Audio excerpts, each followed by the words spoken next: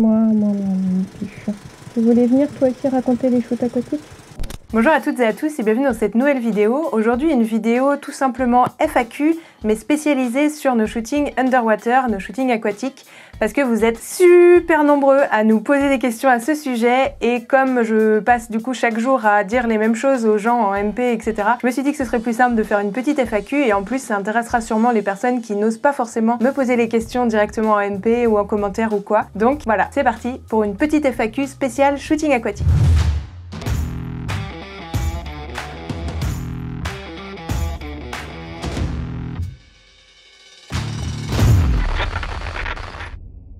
Alors on va pas se mentir, le sujet des shootings aquatiques c'est super long et complexe à aborder, tant sur le point de vue logistique, investissement, sécurité, etc. Donc dans cette vidéo, globalement on va répondre à vos questions sur comment on en est arrivé à faire des shoots aquatiques, les questions matérielles, les questions concernant la location des piscines, les collaborations, la formation, et je finirai par quelques petits conseils si vous aussi vous voulez vous lancer dans l'aventure, que ce soit en tant que modèle ou en tant que photographe. Alors le premier point, c'est comment on en est arrivé à faire de la photo aquatique. Ça a été un petit peu comme une évidence quand Chris m'a rejoint dans l'entreprise parce qu'en fait, on s'est rencontrés, pour tout vous dire, sur le bord d'un bassin, on surveillait des piscines au même endroit, le même été, et on s'est rencontrés comme ça. En très résumé, Chris était maître nageur avant de me rejoindre dans l'entreprise, donc le rapport à l'eau, tout ça, c'est un peu une évidence. Et de mon côté, j'ai été sauveteuse aquatique en piscine ou en camping, etc.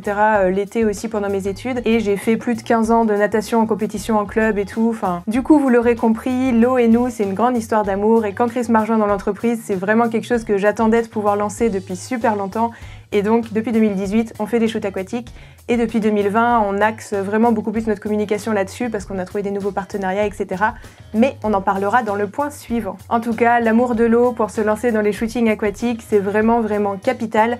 Et c'est la base de tout. J'en parlerai un petit peu plus par la suite. Mais si vous trouvez juste ça joli, mais que vous n'avez pas une très grande aisance aquatique, pour photographier les modèles sous l'eau, ça va vraiment être super compliqué. Mais on en reparle par la suite. Alors ensuite, la question qui m'a été le plus souvent posée, c'est quel matériel il me faut pour faire des photos aquatiques, qu'est-ce que tu as toi comme matériel, qu'est-ce que je dois acheter, etc. etc.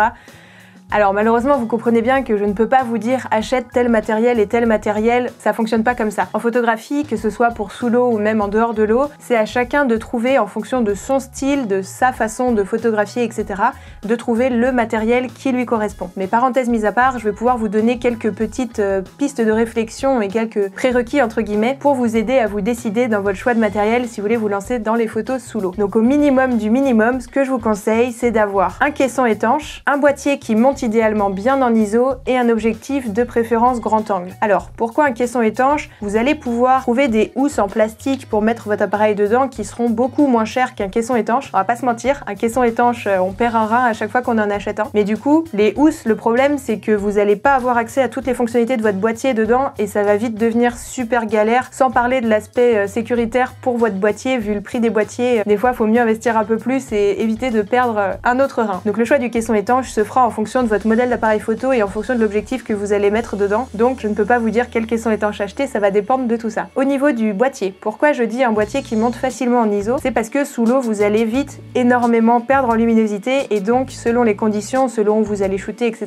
vous allez des fois devoir monter en ISO et vous allez vraiment perdre en qualité très vite si votre boîtier il supporte pas un peu le coup. Donc faites attention à ça. Enfin au niveau de l'objectif, pourquoi je conseille un objectif grand angle ou en tout cas un objectif qui se rapproche du grand angle même sans être un vrai grand angle? C'est parce que vous allez probablement manquer de recul dans certaines piscines déjà pour commencer et ensuite de toute façon sous l'eau vous allez vite vous rendre compte que c'est tellement différent de la photographie en dehors de l'eau parce que quand on est à l'extérieur de l'eau, l'air il est transparent tout simplement et sous l'eau ça se passe pas comme ça. Même si vous avez l'impression que l'eau de votre piscine est très claire ou que l'eau de la mer où vous allez est transparente, malheureusement c'est pas le cas, ce sera jamais aussi transparent que l'air et du coup avec les propriétés de l'eau etc, je vous fais pas un cours de chimie ici, je vais essayer de faire court, vous allez perdre en couleur, perdre en qualité etc. Donc plus vous allez vous éloigner de votre modèle, plus vous allez perdre en qualité pour votre photo finale. Donc c'est quelque chose à prendre en compte aussi, mais de toute façon vous allez très vite vous en rendre compte quand vous commencerez. Lié à ça et pour finir, il vous faudra aussi un bon logiciel de retouche parce que je vous cache pas que les photos sous l'eau ça demande un travail monstre en post-traitement derrière, justement pour récupérer cette affaire de couleur, ce trouble des fois qu'on a avec l'eau, etc.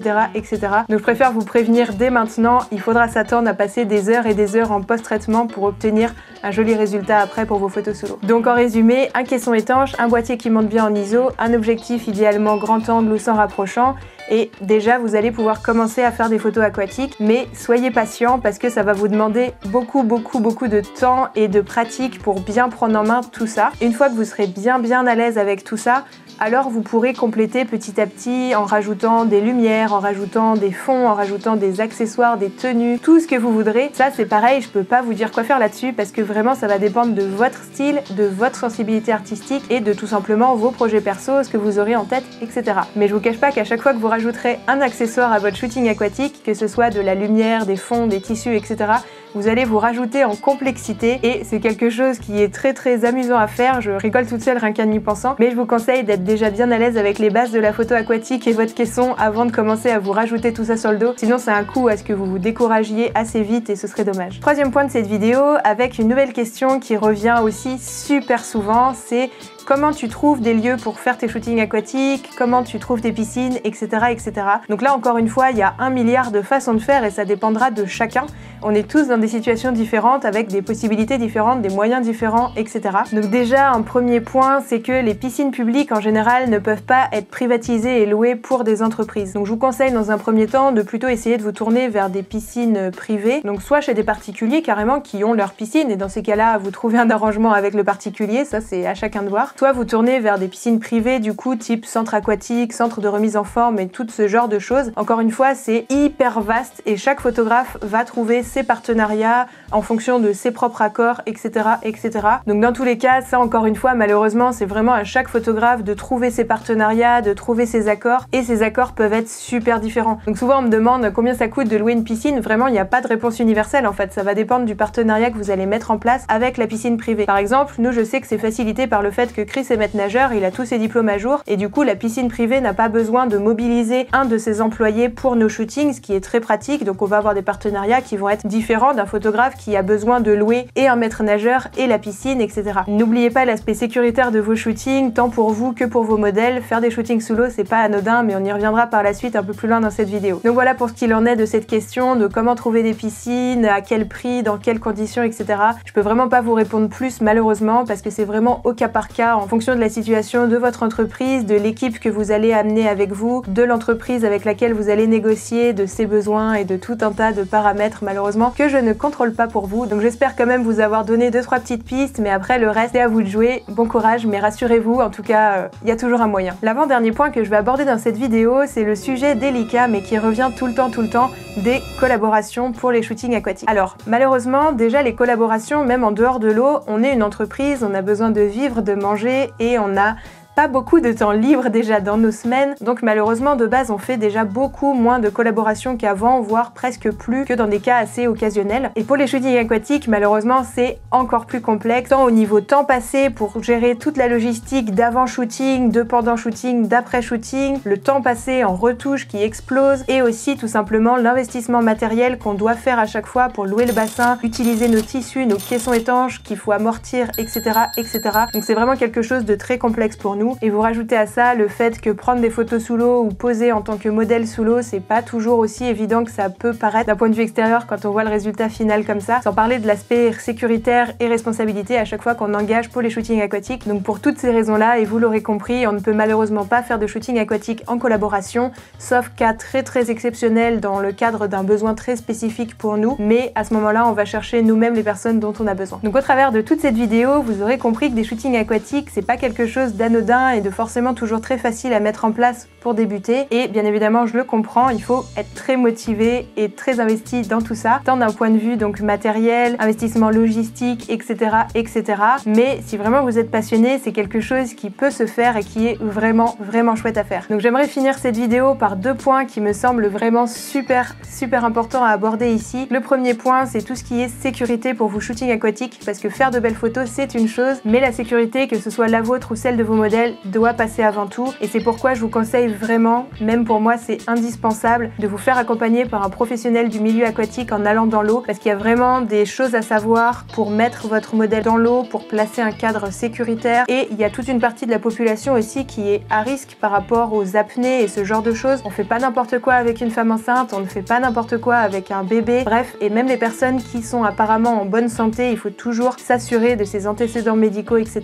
Donc je vais pas vous faire la morale ou quoi que ce soit sur cette vidéo, c'est pas le but, mais il me semblait vraiment capital de vous rappeler que l'eau c'est pas un milieu anodin, qu'il y a des risques et qu'il faut vraiment prendre tout ça en compte avant de vous lancer. Et enfin, le deuxième et dernier point de cette dernière partie de la vidéo, si vous voulez gagner du temps, si vous voulez ne pas passer à côté de choses super importantes avant votre lancement justement et être capable d'être à l'aise sous l'eau, de mettre votre modèle à l'aise sous l'eau, de pas négliger l'aspect sécurité et tout le reste, je vous conseille de vous former avant de vous lancer à la photo aquatique si ce n'est pas déjà le cas pour vous. Et non, je vous vois venir, je ne propose pas de workshop pour les photos aquatiques, je ne fais même pas de cours particuliers pour les photos aquatiques, tout simplement parce que j'estime ne pas encore avoir assez le niveau, pas avoir encore assez de recul. Je suis moi-même pas mal en train d'expérimenter et tout ça et bref, je ne me sens pas de faire de workshop underwater. Ça viendra peut-être un jour quand je le sentirai, mais ce que je peux vous faire éventuellement, c'est vous conseiller une formation de deux de mes collègues qui font un super travail.